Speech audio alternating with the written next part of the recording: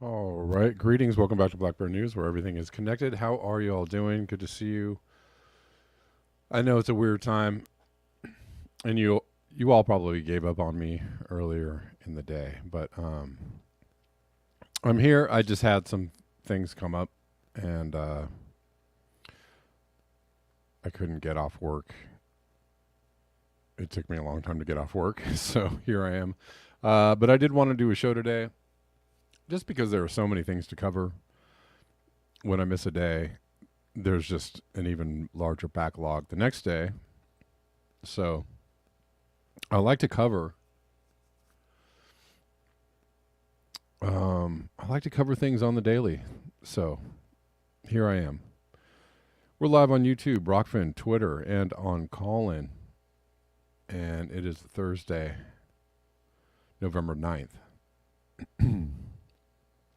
And so let's I think I want to save this one? Give me 1 second. I'm about to get into it, but I think I might want to save this one. Okay.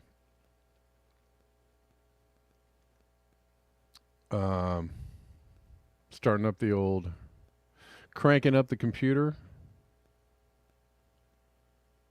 with the old hand crank. You know how we do it. We're trying to keep it old school. But it's getting there. We're almost there. I promise. It's a bit kind of got to the chilly side today. We had a big wind. We had some Santa Ana winds last night. Let's see, where are we? Trying to find the right screen.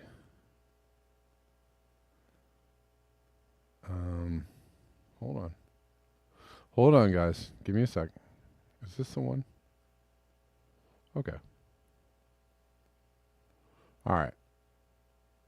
Trying to make a visual for you, if I can.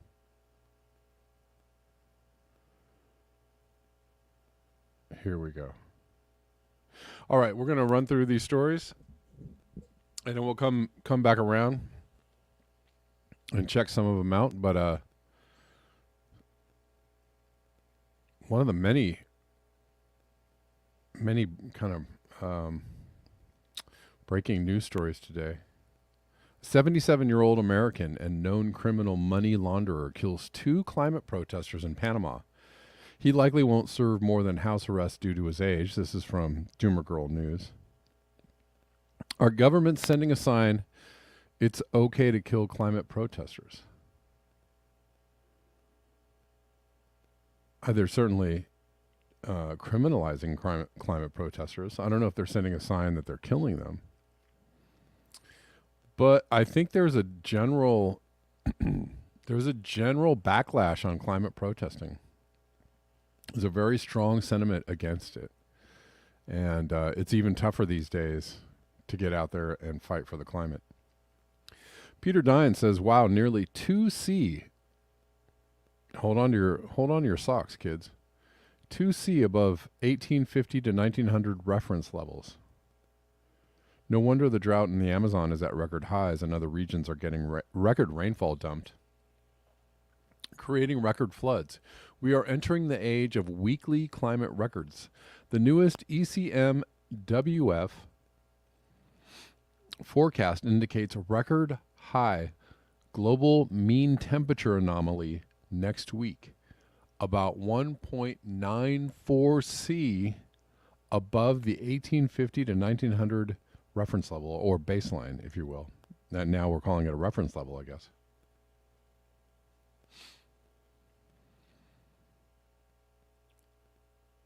1.94. As if reaching and pretty much claiming 1.5 C is as now the temperature, the global temperature of the planet in this year alone. We're gonna try and touch 2 C. Amazing. From Steve Austin, we can say with near certainty that 2023 will be the warmest year on record. It is currently 1.43 C, not quite 1.5. It's almost there, guys. Above the pre-industrial average. We're watching it happen right in front of us. He's quoting from The Guardian, 2023 on track to be the hottest year on record, say scientists.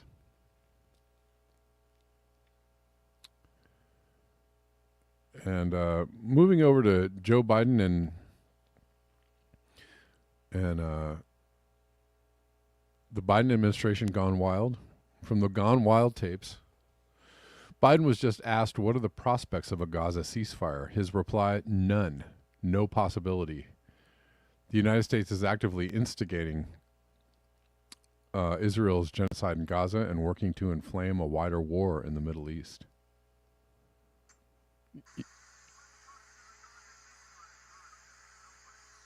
Oh, well, you guys can't really hear that. It doesn't matter.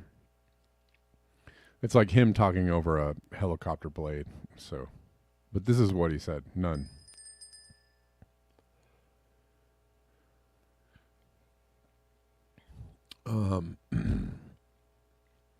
So that's where the Biden heads are at.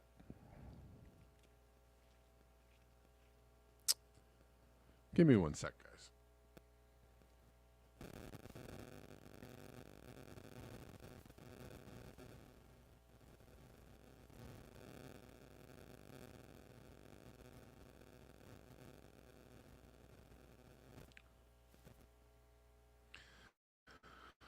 All right.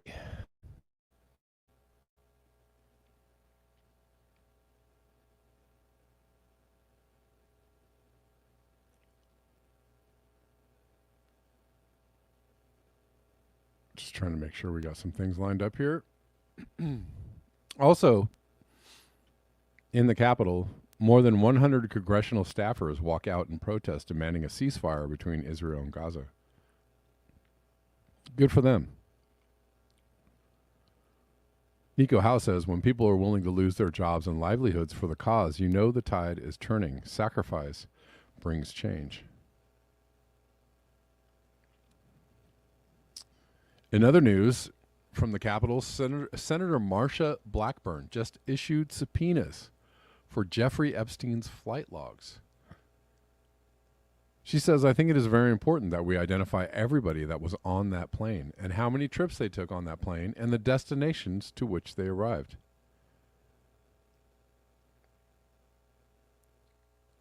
Inquiring minds want to know.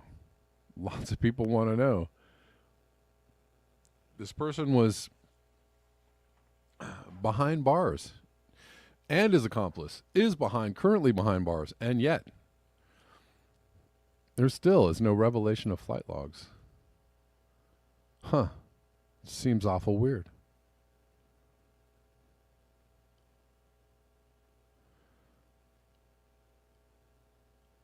A story out of the financial market. Ransomware attack on the Industrial and Commercial Bank of China disrupts the U.S. Treasury market.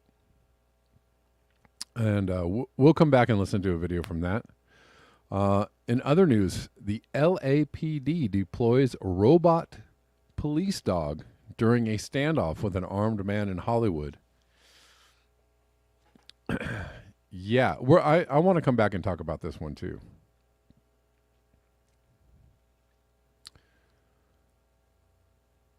That's an interesting story. Moving back to climate change, Roger Hallam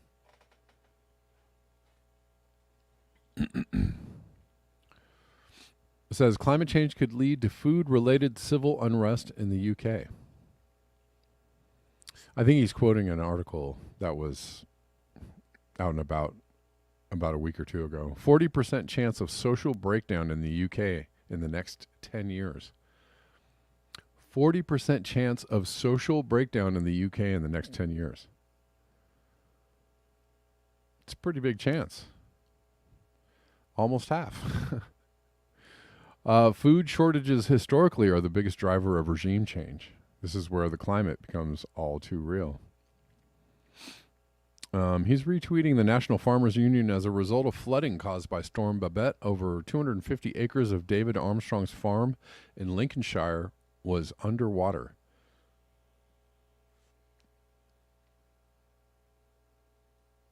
There are a lot of farms underwater this year. Again, to what extent that affects food, production overall, and I imagine there should be some effect. We'll see. One of the things driving all this major flooding, October 2023's atmospheric moisture, we call it precipitable water, was 10% above 1980s levels. That is a lot of excess moisture. Warmer air holds more moisture and dumps more rain overall. The relationship is straightforward. An 8% increase per 2 degrees Fahrenheit of warming. So that's 10% more than 1980s levels. I wonder if you go farther back, how much more precipitable water is in the atmosphere. And of course, water vapor is a greenhouse gas. So the more water in the atmosphere, the warmer it gets. The warmer it gets, the more water in the atmosphere, etc. So on and so on. This is a rather huge story, and this video is everywhere. And I have seen some community notes on it, but I think sometimes those community notes can act as or be seen as a fact check, which is a non-factual presentation of, propaganda meant to counter the actual story. I've seen a few posts where people have called out the community posts as just basically an end run around the story. That being said, I have seen community posts regarding this video saying that this is a video from something else. I don't know. I was trying to parse what the truth is, and I can't quite, but there are so many people talking about this video and talking about this story and showing this video. That doesn't necessarily mean it's true because of the massive amount of retweets and the massive amount of conversation around it. It doesn't make it true, but it seems to have some legs. Let's look at this. Fiorella Isabel leaked footage from Israel. Leaked footage from the Israeli Air Force shows IDF Apache helicopter firing on its own citizens at the Supernova Music Festival on October 7th. You all remember there was a music festival going on, apparently, and supposedly Hamas came in and took hostages and, killed people and stuff. They're saying this is footage from an IDF Apache helicopter firing on its own citizens. The pilots realized that there was tremendous difficulty in distinguishing within the occupied outposts and settlements who was a terrorist and who was a soldier or a civilian. The rate of fire against the thousands of terrorists was tremendous at first, and only at a certain point did the pilots begin to slow down the attacks and carefully select the targets. And there's another, Nico House has something on this. But apparently the pilots have testified that they fired a huge amount of munitions, emptied the belly of the helicopter in minutes, flew to rearm and returned to the air again and again.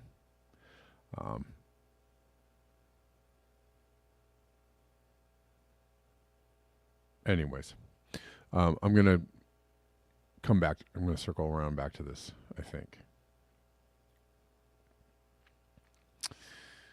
Centrist Democrat Joe Manchin says he will not seek re-election in 2024. Is there whatever church you might pray at, or God you might pray to, or if you want to just send up a thank you to the heavens because Joe Manchin is a I don't know, an evil bottom dwelling creature from the depths of hell. Joe Manchin is not a good guy, and he's a very pro oil. He's, the centrist slash right wing foil to the rest of the Democrats. Like, no, you won't. Somebody's got to do it, right? But we can all. I said a couple thank yous to this news. I wish that Chuck Schumer, Pelosi, McConnell, Lindsey Graham, it's too bad we can't get more of these elder statesmen, shall we say, on the train out of town ticket. That's a ticket I'd like to vote for. We're loading up the train, and you're all going out of town. An Israeli military chief is under fire after saying it's okay for the IDF to rape as long as it's non-Jews. Nice guy, huh?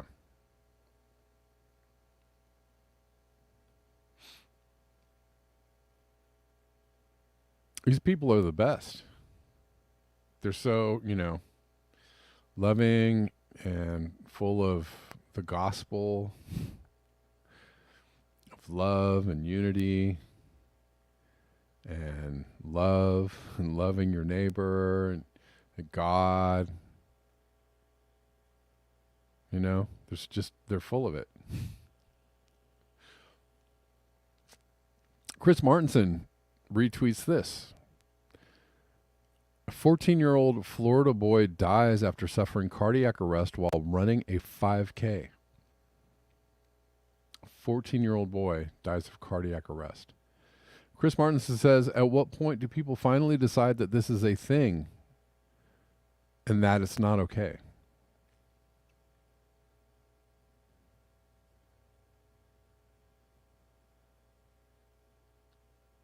I'm in league with Chris Martenson. I have the same question. Bill Gates says digital IDs will be mandatory to participate in society.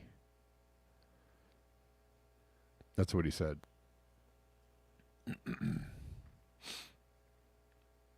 That's what he said at a recent event.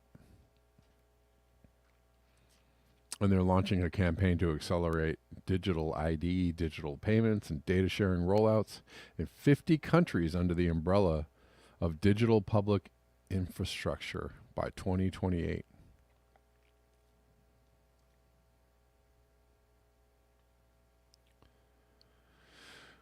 Okay. Well, let's see here.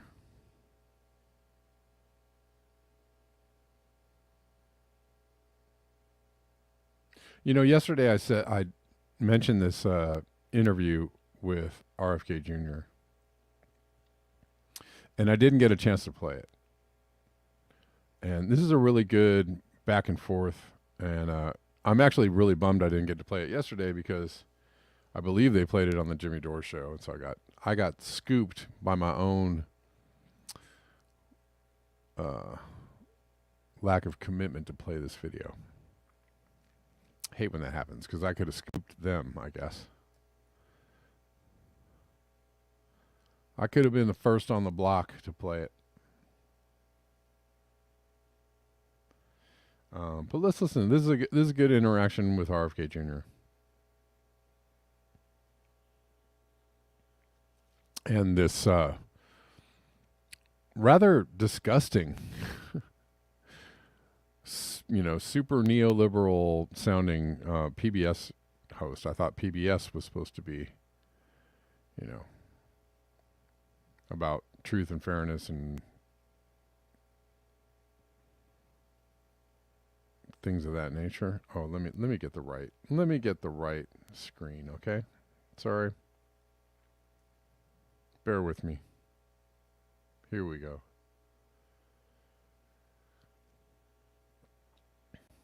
Vote for him. Nobody is saying about President Biden that we want him for president because he's going to give us a vigorous leadership, that he has the energy, that he has the cognitive ability, that he has the vision to inspire Americans. Instead, what they're saying is you got to vote for him, despite all of the defects that are clear to everybody, because if you don't vote for him, somebody worse is going to get in there. And that's what they mean by the word dangerous. I think that the Democratic Party has to offer Americans a better, more positive vision for this country than just do what we say, or President Trump is going to, endanger our democracy. We should be able to do more than that. We should be able to inspire people.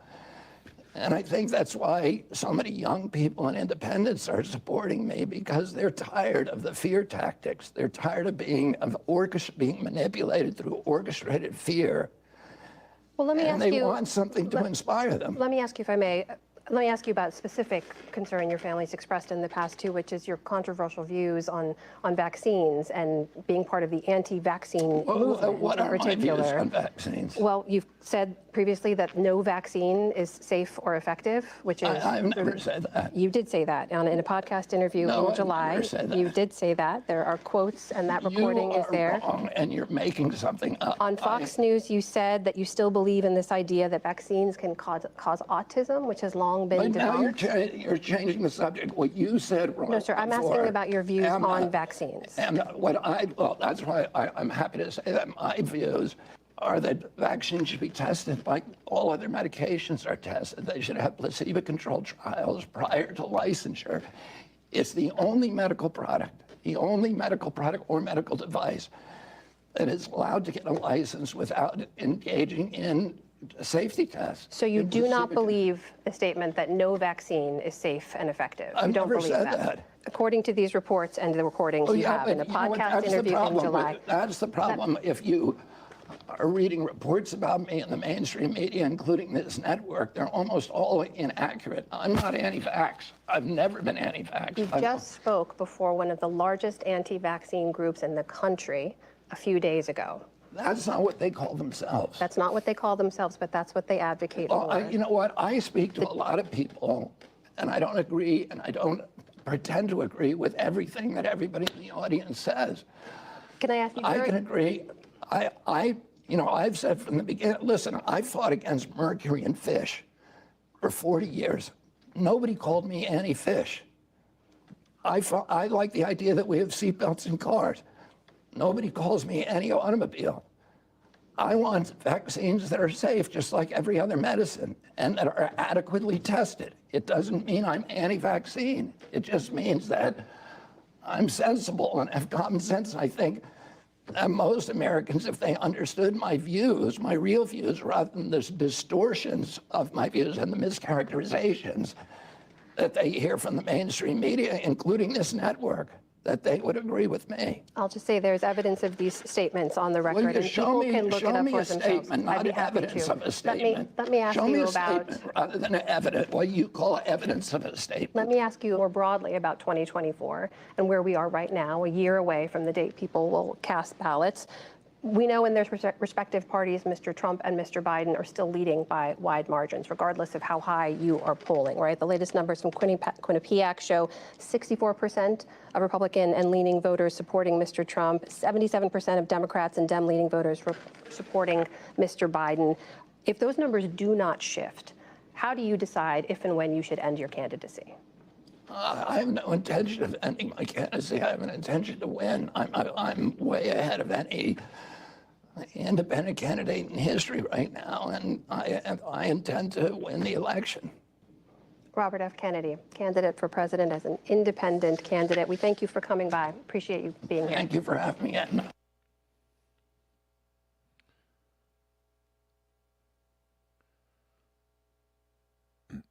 I like the way he really he came back at her.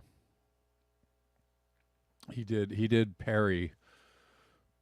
A lot of her. Yes, she was very aggressive. Global Solidarity. She was a very aggressive host. To the point of saying, when will you drop out of the race? To which he said, I'm pulling the highest of any independent candidate in history, or recent history, I guess. I don't know. I don't know how far back that history goes, but and he does. And I showed you some polls yesterday showing him in the 25 percentile compared to Biden and Trump getting like in the 35 percentile, which is not very far away. So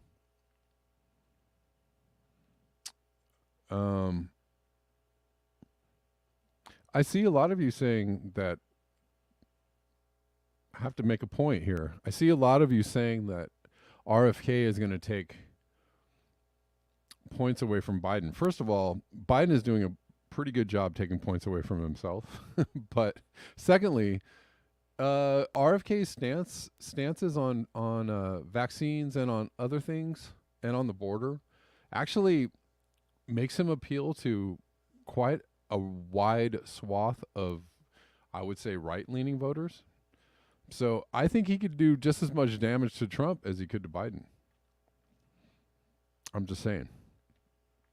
I don't think he necessarily presents himself as a staunch, as a, he says he's a typical liberal, but he's about as independent as it gets, because he's really really in the middle of a lot of, of a lot of issues. He appeals very much so to the right on certain issues and very much so to the left on other issues. I don't know. I don't think it's necessarily a slam dunk that he takes votes away from Biden. And as I said, Biden doesn't need any help in that area. Okay. I wanted to go back to, let's go back to this robot dog story.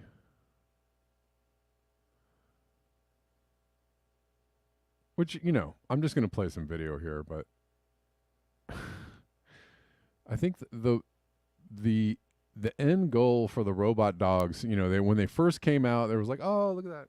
How cool, how cute. Wow, how amazing. They're so, look at this technology.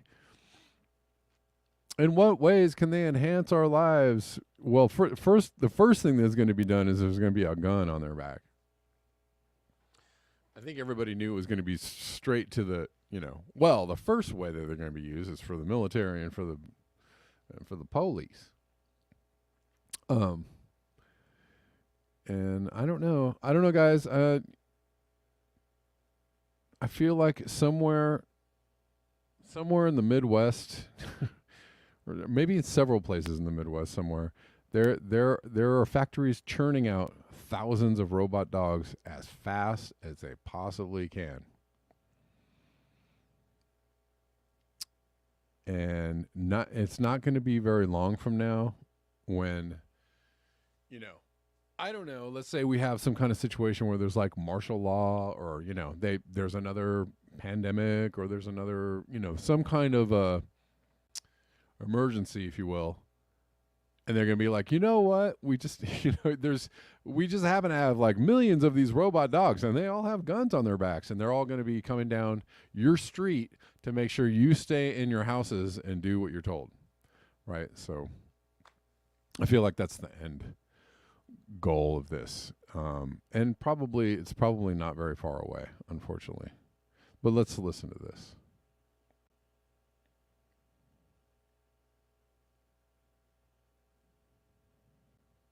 And let's watch it if we can. Soon the LAPD set up a large perimeter around this area, and a SWAT team was called, and the robot dog was deployed to retrieve the gun from the suspect.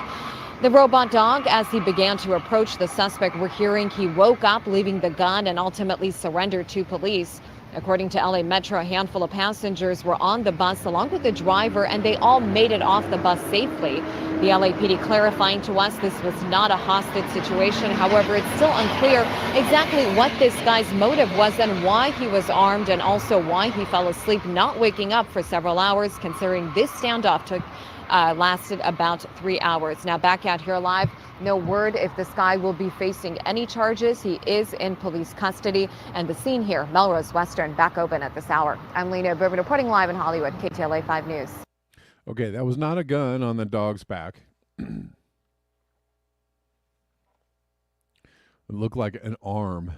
I think they were sending the dog in with the arm to go retrieve the gun that the guy had. Okay, so that seems very non-lethal. But we have seen, so many videos of those dogs displaying their prowess, if you will, with with the weapons. So they can be fitted with the guns. I don't doubt that we'll see these dogs on the battlefield soon. Right? I mean, why not? If you could send the dogs in and not the people in the tanks and the people, I mean, they already, we have drones. If we can automate the weaponry and the killing, then, and with less loss of life to our side, that's what we're going to do.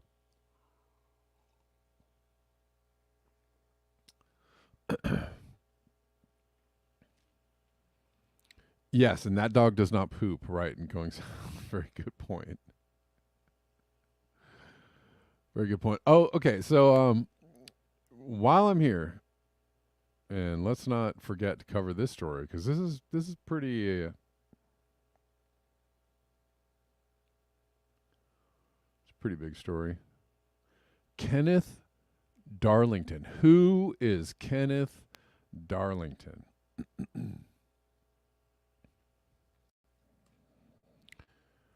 This is the guy who killed climate protesters. And I have to say, when I'm listening to my favorite alternative news stories, who all seem to line up single, just they're all on the same team. Climate change is a hoax, and all climate protesters are in league with Klaus Schwab, and they all suck, and they're all funded by Bill Gates and George Soros. On and on and on. You guys know the spiel. But there seems to be a lot of animosity to climate change protesters. And so, I almost feel like I don't know. There's a lot of people that I wouldn't say that they necessarily would cheer this on, but they might be very sympathetic, I guess, to the man's feelings, right? Who is Kenneth Darlington? Gunman kills 2 climate protesters blocking road in Panama as video goes viral. In a chilling incident, Kenneth Darlington, a 77-year-old lawyer and professor, fatally shot 2 environmental protesters blocking the Panama highway. The victims identified as, and see, I don't know what it is about South America. Sorry if you guys can't see this. It's like, in the States or in the UK or in Europe, they chain the protesters up, they haul them away. Maybe they spray them with mace. Maybe they, when Biden first took office, there were protesters in Minnesota, and they actually ran like a helicopter at him. They blew the protesters back with the helicopter blades. So that's another method that's a new one. But they didn't kill people, right? They're not killing the protesters. But in South America, they're like, we kill protesters. We kill the people that are environmental organizers, right? We kill the indigenous tribe, the leaders of climate movements and climate groups. We just kill them. That's what we do in South America. We have no, I don't know. We just have another level of disgust and disdain, and maybe we have another level of devaluing their lives.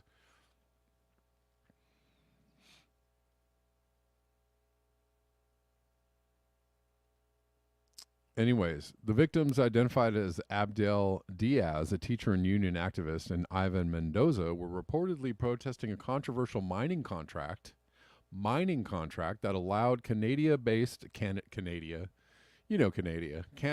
First Quantum Minerals to operate Panama's largest pit copper mine for several years. Right. Kind of like what's going on at Thacker Pass, right? They're protesting a lithium mine there. But nobody's upped and pointed a gun at them yet, which is great. Good. We don't want that. I'm not trying to give anybody any ideas. We don't want that. So they were protesting this mine. A Canada-based firm, Quantum Minerals, was going to operate Panama's largest pit copper mine. During the third week of the protest held on Pan American Highway in Chame, 51 miles from the capital, Panama City, Kenneth Darlington, who holds dual citizenship in the U.S. and Panama, was reportedly driving along the road swarmed with protesters on Wednesday, November 8th, 2023. This article contains videos depicting violence. Viewer discretion is advised. One of the multiple clips circulating online showed a frustrated Darlington walking from his car, directing protesters to get out of the way. Shortly after, we see Darlington pulling out a gun. This is not good. Pulling out a gun while seemingly arguing with the protesters. Moments later, the suspect... I'm not going to show the video, guys. Moments later, the suspect... You can find it. You can find this. I'm not going to show the video. Moments later, the suspect, seen standing before three men, opened fire, killing one of them on the scene. The second victim was reportedly rushed to the hospital, where he was pronounced dead.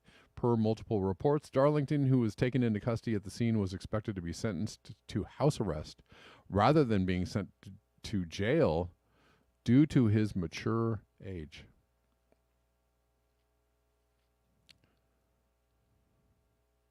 Wow. Wow. So what we have seen is,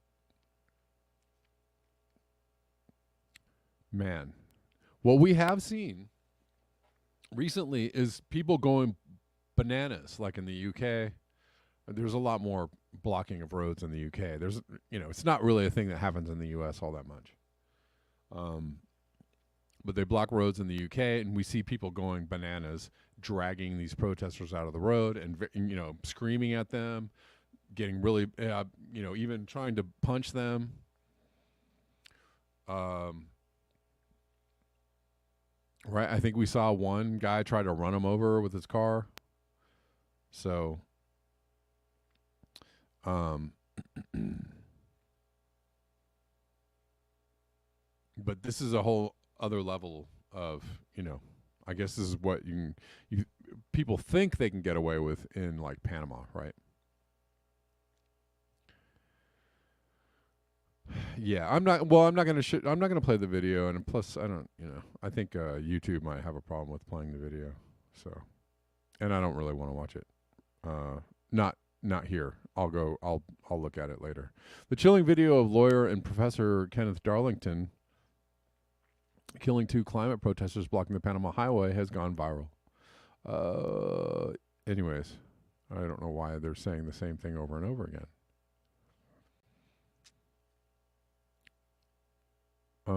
According to Newsroom Panama, in 2005, Kenneth Darlington was arrested after a raid on an apartment in Pattaya for possession of various assault weapons, including two M1 rifles and an AK-47. The 77-year-old, who was released on bail after claiming that war weapons were part of a collection, was reportedly also linked to financier Mark Harris, who was convicted of money laundering in the U.S. Okay.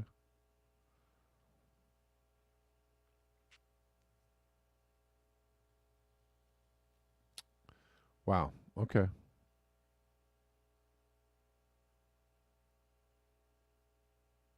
Apparently he was a university teacher.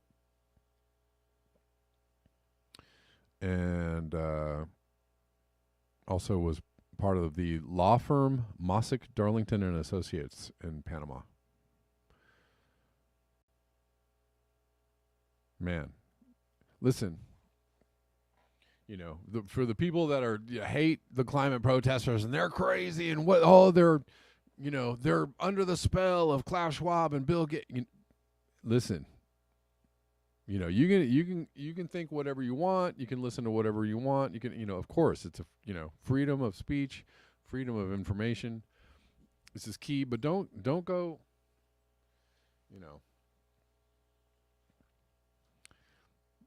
Don't go getting so mad at these climate protesters that you need to do stuff like this.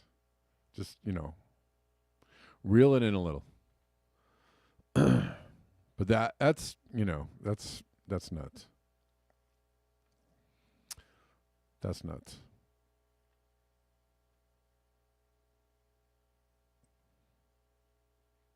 And very, very, very not cool. And I hope he gets a little more than house arrest. I hope he gets a lot more than house arrest because maybe going to jail because you killed people. You go to jail. Sorry, guy, you don't get to stay in your house for the rest of your life. You get to stay in a jail cell. You're 77. Sorry, buddy, you're gonna die in jail. Sorry, you killed some people. Like, you're still, like, guilt isn't less because you're an old guy. Like, oh, I don't know what I was doing. Like, it doesn't, like, relieve you of guilt, okay? You're very much an adult, and you should go to jail. Or a psych ward. I don't know. Something like that. I mean, at least take you're gotta be responsible for your, there's gotta be consequences for that. For sure.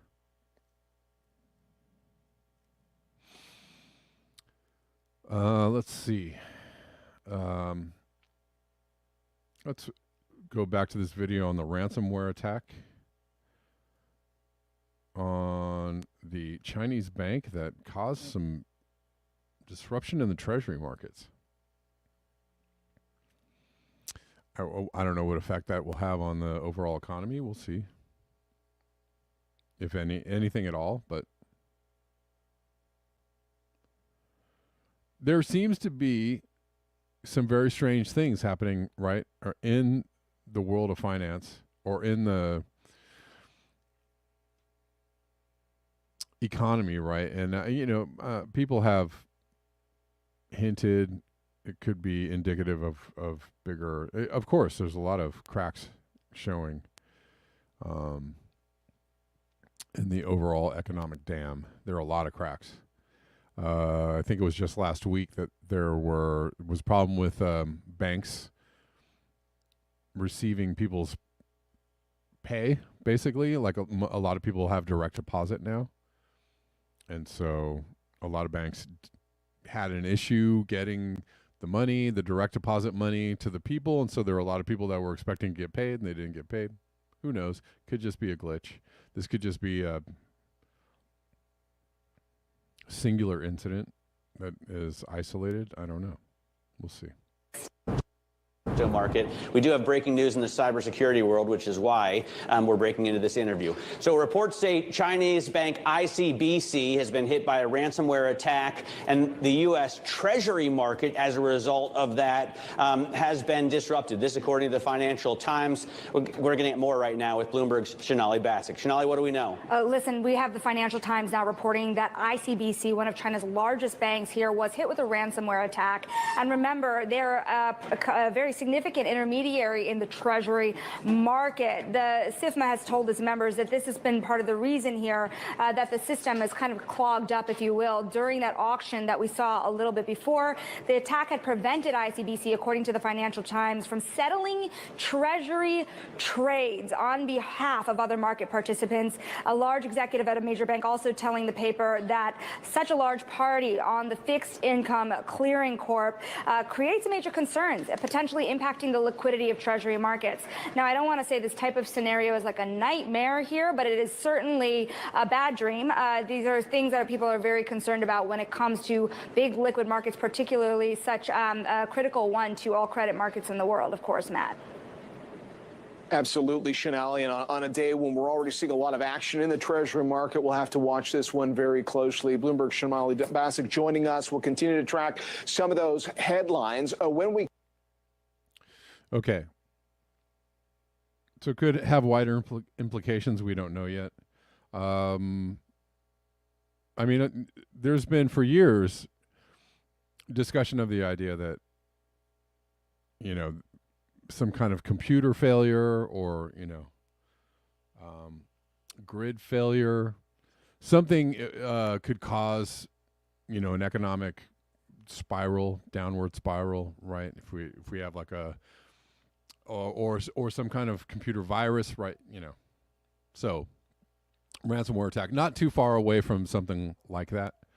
You know, some kind of problem. It's been forecasted for a long time that some kind of problem, such as that, could, you know, maybe cause some prolonged pain, long enough to cause things to start to kind of spiral out of control. Is this the thing? I doubt it, but but don't let me be the one to soothe your nerves if you're feeling a little bit froggy. All right, guys. So that about does it for me. Before I go, I think I'm going to cover one more, or circle back around to one more story before I get out of here. But thank you all for watching on whatever platform you're viewing the show on. If you enjoy the show, if you appreciate the show, if you like the show being here every day, you can support the show several ways. buymeacoffee.com/blackbearnews. Let me, you know, I often lag a little bit in checking to see if anybody has donated there during the show, but nobody has yet. Cash App at Red Llama Music, Venmo at Kevin Sandblum, PayPal.me/Kevin Sandblum. You can Zelle me at Kevin Sandblum at protonmail.com. And thank you all, everybody that does support the show. You can also super chat me, super ray me. You can support me on Patreon, or there's also t-shirts, Black Bear News t-shirts you can buy if you so choose to. I did want to go back. Oh, thank you, Schulte100. Thanks for the super chat. I appreciate you, sir.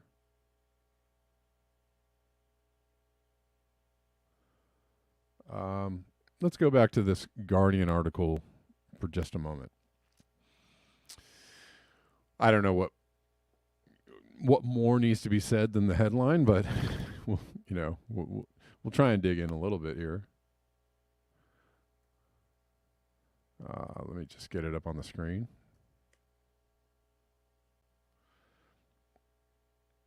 Last month was the hottest October since records began, with average global temperatures thought to be, hold on, reel that back, thought to be 1.7 C, hold on, above late 1800s levels. Now we are getting we are getting forecasts for the next few weeks to possibly hit 1.94. Can we just call that 2? But they're saying October hit 1.7.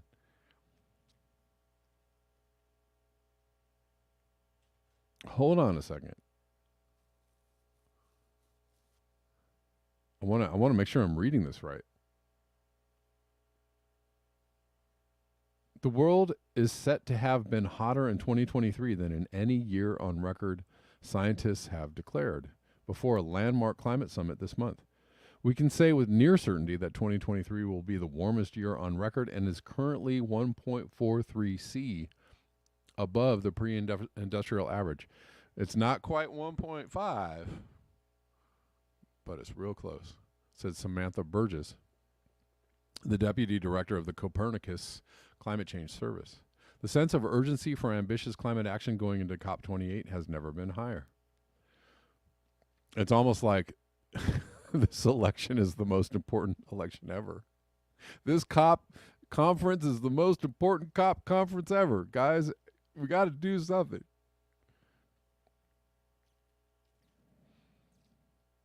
A Copernicus scientist found last month. I'm actually a little bit stunned by this. Was the hottest, I'm a lot stunned by this. Was the hottest October on record globally with temperatures 1.7 C above what they were thought to have been during the average October in the late 1800s. Say what now? So we went from 1.5, like hitting a few months at 1.5 and everybody going like, what the, top of the head blown off, mind blown. Oh my God, what is going on? And all the way to October being 1.7 C. Where is this going to end? I wonder. 1.7 C. By burning fossil fuels and destroying nature, humans have pumped heat-trapping gases into the atmosphere. Blah, blah, blah. We know how it happened. Now they go down here to say they have raised the temperature of the planet by 1.2 C. But don't let all the reports of it being 1.5 already and last month being 1.7. Don't let you think that, make you think that it's still just 1.2. Guys, we're still at 1.2 because it goes up, the temperature goes up and then goes back down and everything will be fine. Hold on. Did you all see this graph? I'll get to the graph. The fact that we're seeing this record hot year means record human suffering, said Friedrich Otto, a climate scientist at Imperial College London. Within this year, extreme heat waves and droughts have made much worse by these extreme temperatures have caused thousands of deaths, people losing their livelihoods, being displaced, etc. These are the records that matter. That is why the Paris Agreement is a human rights treaty, and not keeping to the goals in it is violating human rights on a vast scale. Well, I'm glad it's voluntary, because human rights are totally rights are mostly voluntary. At a summit, am I wrong? At a summit in Paris 8 years ago, world leaders promised to try to stop the planet heating by 1.5 C. Whoops. By the end of the century, because we're actually at 1.5 C now, so we're really far from the end of the century. Current policies are set to heat it by about 2.4 C. About 2.4. That's what we sorry. Okay. I'll stop with the ad libs. All right. A sizzling October 2023 is another unfortunate example that shows how temperature records are getting shattered by a humongous margin.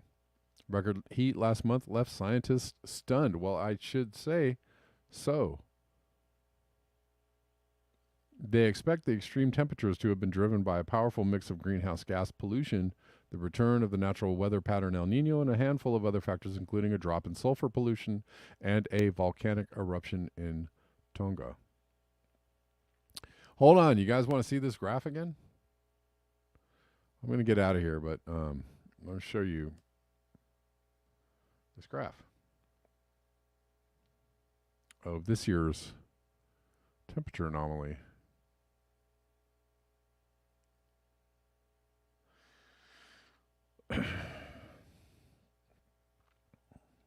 Okay, so we are here now. Here's where we've been since June, right? So here's where we hit like I guess above 1.5. Daily global mean temperature anomaly. So in June, we spiked quite far above 1.5. Looks like also in July. And looks like also in September. Also in August. And bam, look at September and October. September into October. And then this is the forecast. next week's forecast is for this. You know, it was a balmy, like 80 degrees. No, I don't think it officially didn't reach 80 here, but it was pretty warm for November. The high was 74. That's what they said. So they said the high. I don't know. We'll be keeping an eye on it. All right, guys. Thank you. Let me go check the Rockfin. I didn't even really check in on Rockfin once today. Hey, Rockfinners. Matthew Axford says, love your show, Kevin. I listen to you every day. Thanks, Matthew. Thank you. I really appreciate it. He was the one and only comment on Rockfin, but I started, it was a weird time, so I know, I did want to play this from Nico House, but maybe I'll save this for tomorrow. Yeah, I know it was a weird time. There's people watching on Rockfin, just not a lot of chatters. So, all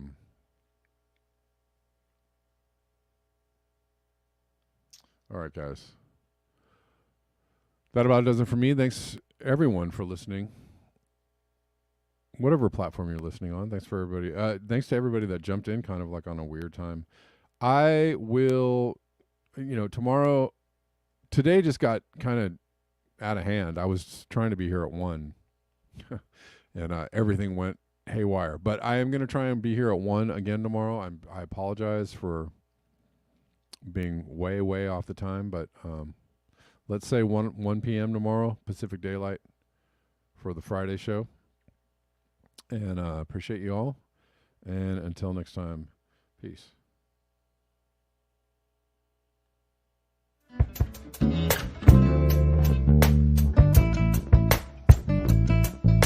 Was I doing this?